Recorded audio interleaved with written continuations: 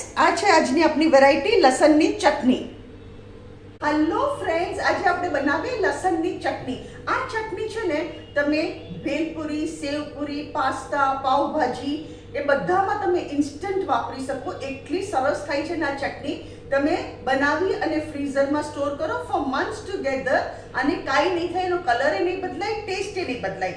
એના માટે મેં શું કર્યું છે, એક નાનો ગાંઠિયો લસણ, બીજું જોશે મીઠું, લાલ મરચું અને પાણી. આપણે આની લસણની ચટણી બનાવીએ.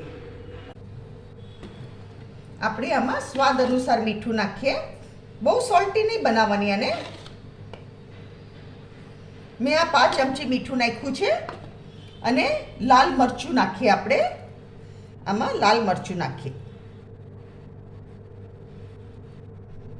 આ લાલ મરચું નાખ્યું. હવે શું કરશું ફ્રેન્ડ્સ, આપણે એને પહેલાં એમને ડ્રાય કરશું, ગ્રાઇન્ડ, અને પછી આપણે એને પાણી નાખીને કરશું. પહેલાં આપણે ડ્રાય કરીએ.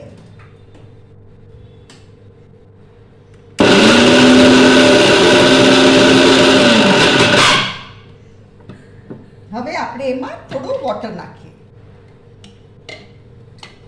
બહુ પતલી નહીં કરવાની, આને થોડી થીક જ રાખવાની. બહુ સરસ લાગે આ. લિટલ વોટર આઈ એમ પુટિંગ.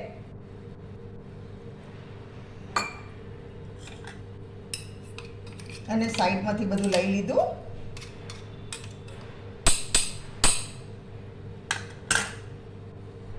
હવે એકવાર પાછું આપણે ગ્રાઇન્ડ કરીએ.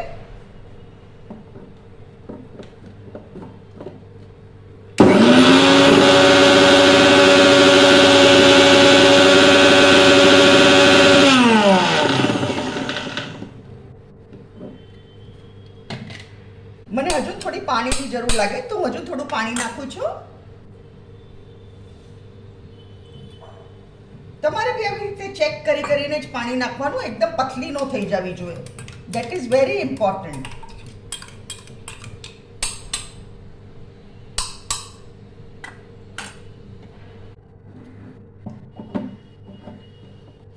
હવે આપણે એકવાર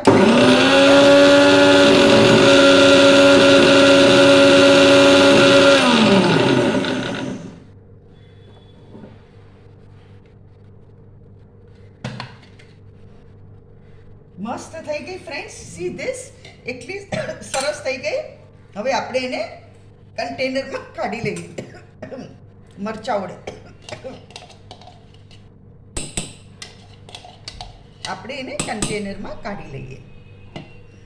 આ તમે જરૂરથી બનાવજો. It taste yums. એકદમ ટેસ્ટી લાગે. આનાથી પાવભાજી બી બહુ જ ટેસ્ટી બને છે.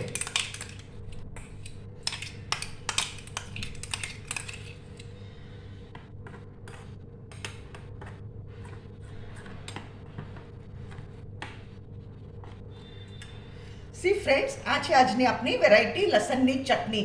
અગર તમને મારી વિડીયો પસંદ આવે તો કમેન્ટમાં જરૂરથી લખો અને મારી ચેનલને જરૂરથી સબસ્ક્રાઈબ કરો. Thank you.